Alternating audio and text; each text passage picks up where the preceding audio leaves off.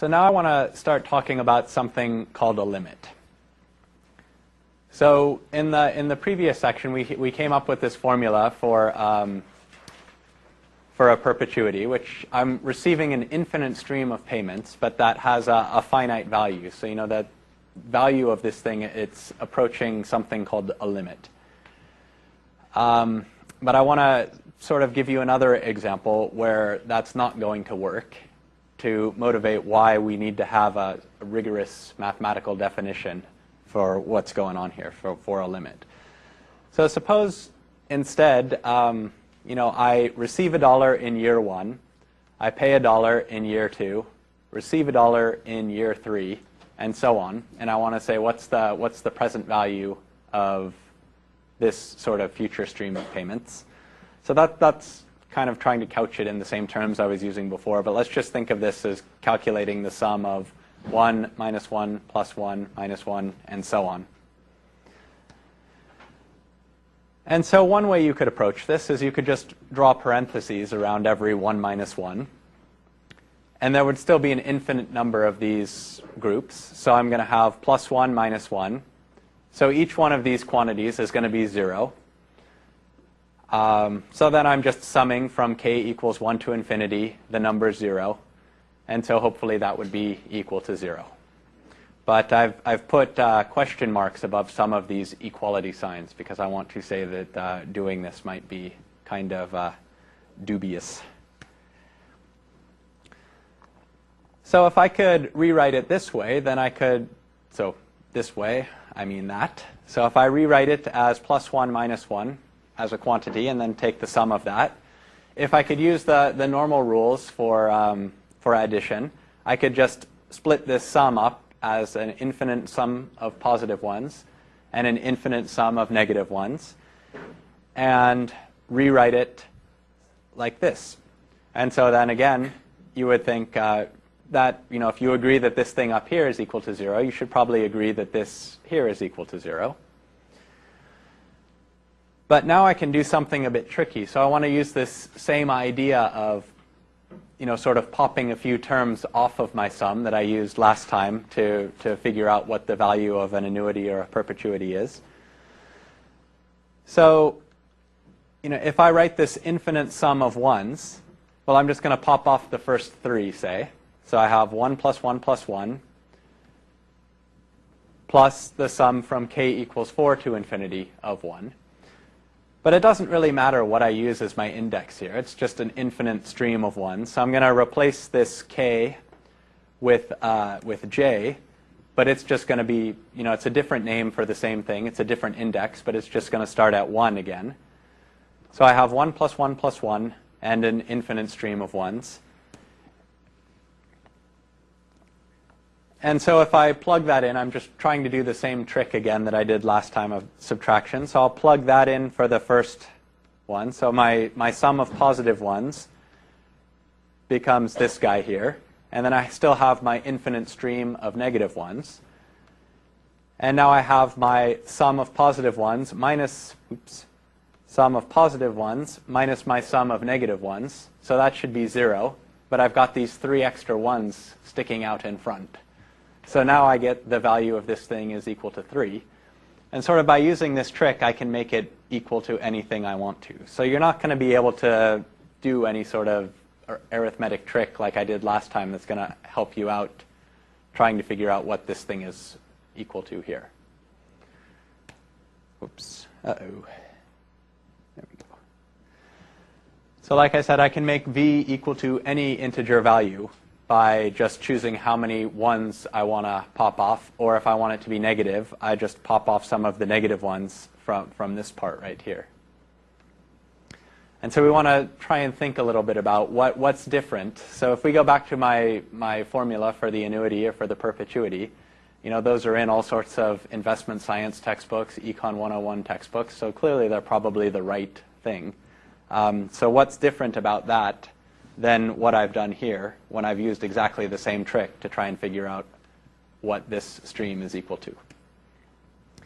So first I'm going to start out with a little bit of notation. So this is the notation that gets used in the textbook, the Dan Stefanica textbook. So R here is a set of real numbers. So real numbers are just every single number that you can write down using a decimal expansion. This Z with the funny little typesetting is the set of integers. So that's just whole numbers, but also 0 and negative numbers. This symbol means in. So when I talk about the real numbers and the integers, I'm thinking of them as sets. And a set is kind of a special construction with one operation. So something can be either in a set or not in a set. And that's all there is to sets. And so this is the symbol I'm going to use to say something is in a set. This upside down A is for all. So if I want to say, this result holds for all combinations of the inputs, this is the symbol I'm going to use. Backwards E means there exists. An arrow means goes to. So here we see the arrow. This notation means a function g that takes an argument that's a real number and gives you an answer that's also a real number. So g takes r to r. So the notation here are these things on the left and right of the x, and they mean the floor. So we think of x as a real number, and then the floor is just going to be the largest integer that's less than or equal to x. So if x was 3.5, then the floor of 3.5 would just be 3. And then, hopefully this should be pretty self-explanatory after that. If I turn these guys around, we get something called the ceiling. So that's just going to be the smallest integer that's greater than or equal to x. So again, if I had 3.5, the ceiling of 3.5 is going to be 4. And then if I use this slash, that's just going to be not. So if I wanted to say that x is not in the set of integers, I would just write this here. So the z is the set of integers. The kind of funny looking epsilon thing means in. The slash through it means not in. And then x is the number that I'm making a statement about. So x could be 3.5. 3.5 is not in the integers. Okay, so for our definition of a limit, so g is a function that takes a real number and gives me a real valued answer. And that this notation just means that the input can be any real number and the output is also a real number. It doesn't mean that I can get every real number as an output of that function. So if I took my function being x squared, I'm not going to be able to get a negative number out of that. But it's still every real number can go in, and every number that comes out is also a real number. So that's what I'm getting at with this notation here. Okay, so this is the definition of a limit from the textbook. So the limit of g of x as x goes to x0. So when I say x goes to x0, I'm thinking of x0 as one particular point, and then I'm thinking of x as another, as a variable, and I'm moving that variable closer and closer to this fixed point x0.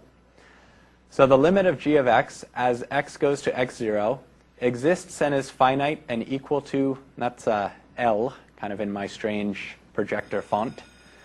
So it's equal to L if and only if for any epsilon greater than 0. So you generally in mathematics, when you use the letter epsilon, you're talking about a very small number. But I want to say for any epsilon greater than 0, but think of this as small, there exists a delta, also greater than 0, so that the absolute difference between the function value at x and this limit is less than epsilon. So this is just saying I can make my function very close to this limit for every value of x that's going to fall in this interval x naught minus delta and x naught plus delta. So that means there's a point x naught, there's a little interval around that x naught, And for every x in that interval, my function is going to be within epsilon of the limit value. And so basically, if I can find for any given epsilon, so really what I want to be able to do is find this number delta as a function of epsilon. And if I can say then for any epsilon greater than 0, I can tell you the delta that makes the function arbitrarily close to the limit when it's within this interval, then we're going to say that that value L is the limit of the function as I go to this point x0.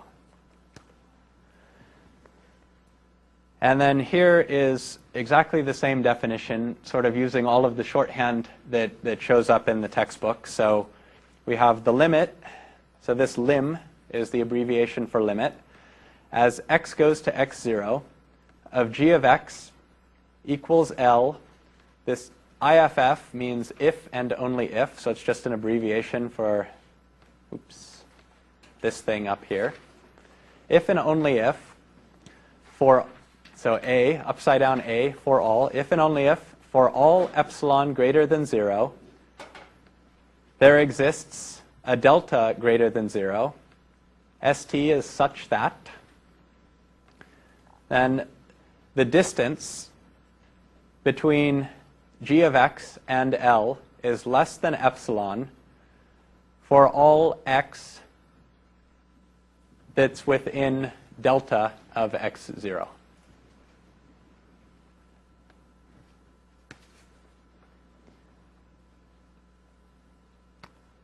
And then similarly, we're going to say, so here we're talking about limits in the first definition that are finite. So that means they go to something less than infinity. The limit is 100, the limit is 1, something like that.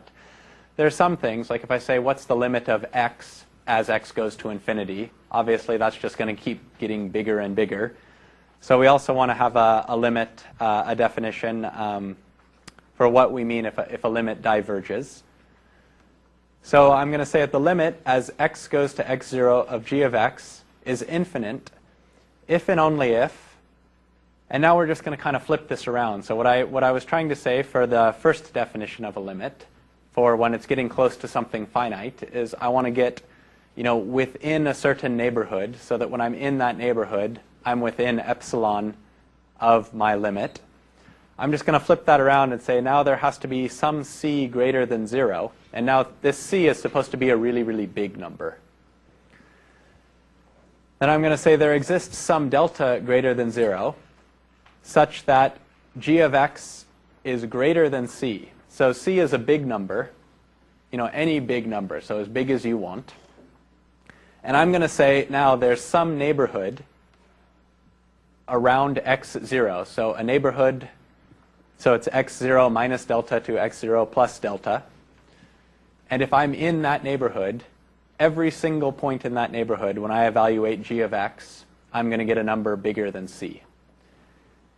And what's going to happen is, suppose I find a c and I find a delta, and now I say, no, I want it bigger. So I just take an even bigger value for c, so say 2c. And my neighborhood's going to get a little bit smaller, but there's still going to be a neighborhood that gives me values greater than c. And if I can find a function that has that property, then I'm going to say that g of x, the limit of g of x as x goes to x0 is infinite. That means I can make g of x bigger than any real number that you choose just by choosing a value close enough to x0. And this is exactly the same statement, but with some of the things turned around. So now we have for all c less than 0, and it's going to negative infinity. It's exactly the same thing. I can now make my function value smaller than any real number. So you give me any real number, and I tell you, you choose a neighborhood of this width, and it will be less than that real number. If I can do that, then we're going to say that the limit as x goes to x0 of g of x is equal to minus infinity. And so this notation also tends to give some people trouble when you say exists and is finite. So exists means you get something, well, okay, it's kind of circular, but that exists. So infinity and minus infinity, these still count as exists. If you have something, and it tends to show up more when you have a fraction, But if you have something that's going to 0 divided by 0 or infinity divided by infinity, those are things that don't exist. So that's the difference, why you need to say exists and is finite. Most of the time when people say exists, they also mean it's finite. So it's just something to be aware of if you're reading a paper and it doesn't really make sense. The exists probably also means the limit is finite. And then we also need to be able to make sense of limits when x is going to infinity. So this is kind of what we had to do with calculating the perpetuity. We wanted to say as n's getting bigger and bigger. I can't say as x is going to x naught because I can't make this neighborhood of width delta around infinity. So we have to have a slightly different definition for this. And basically, the way I'm gonna define this, so the limit of g of x as x goes to infinity is equal to L if and only if, for every epsilon greater than 0, there exists some number b. So this is the same condition on sort of the range of my function. The value of my function has to be within epsilon of L, and that's going to hold for every x greater than b. So basically what I'm going to do is just keep looking at bigger and bigger and bigger numbers b until I finally get to a number b where I can say, for every number greater than b, this condition here is going to be true. If I can do that, then I say that this limit exists and is equal to L. And so we can use our pricing formula as a little exercise to see how this is going to work. So we had, for an annuity that had a fixed number of payments, we had a pricing formula. I'm going to call it V sub n. So that's the value of an annuity based on n payments. And we'll just look at what happens to this as n gets bigger and bigger. And kind of intuitively, you should think that, well, if I just look at the limit of this as n goes to infinity, we probably should get the same thing that we got for the perpetuity. And so that's the question I'm going to try and answer. And so the way I'm going to set this up is I want to say for some number epsilon. So this is the way you start out every one of these arguments. You say given epsilon greater than 0. That'll be worth 1 point on the homework assignment. Find n such that the difference between the annuity and the perpetuity is less than epsilon whenever little n is bigger than this value big N. So what I want to do is find a value big N, say it's 1,000. Then I know that if little n is 1001, 1002, 1003, this v sub n minus v is going to be, the absolute value of that difference is going to be less than epsilon. So I just start out by writing down the difference. And so v sub n is given by, I can't highlight this whole thing, I guess. Well, the first term here. And then the v is just the minus a over r here. And then if you look at this, you're going to see you have a over r times 1 minus a over r. Or so I guess I did the math here. And you end up with just this thing in the middle. But we're taking the absolute value of that. So the minus sign is going to go away. And so this is an expression for the absolute value of the difference between my annuity formula and my perpetuity formula. And now what I want to do is solve for a big N. And this big N has to be an integer that has the property that for any little n greater than that big N, this condition holds. And basically, the only reason I'm dividing epsilon by 2 is I need to have it strictly less than epsilon. And so the easiest way to do that is to say, if I can make it less than or equal to epsilon over 2 is certainly strictly less than epsilon. So that's just going to get my definition without having to worry about these kind of corner cases. So now it just becomes an algebra exercise. I'm looking for n here. So I'll just move the a and the r over to the right-hand side. Then I'm going to take the logarithm of each side.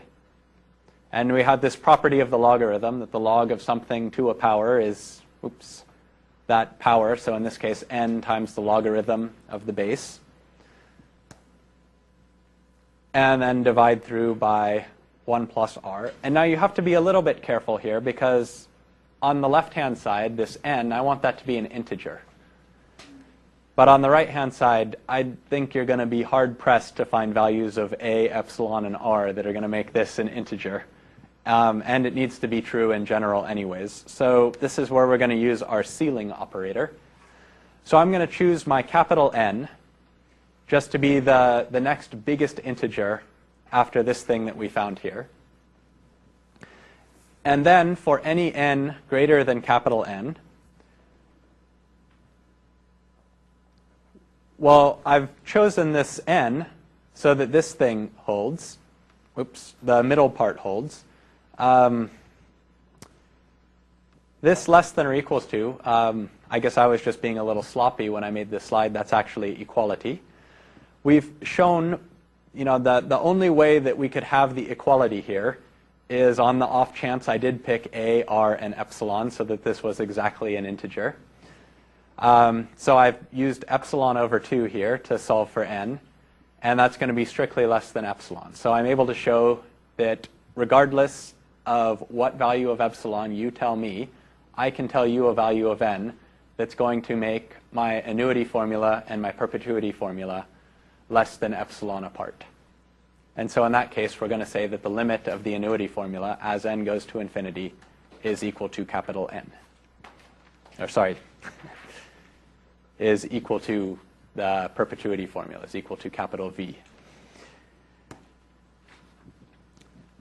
Okay, so summary for our limits thing, our limits section. So given epsilon greater than 0, we can find a capital N such that this difference is always, the absolute value of this difference is always less than epsilon for any epsilon that you tell me. So that way I can say that the limit of v sub n as n goes to infinity is equal to v.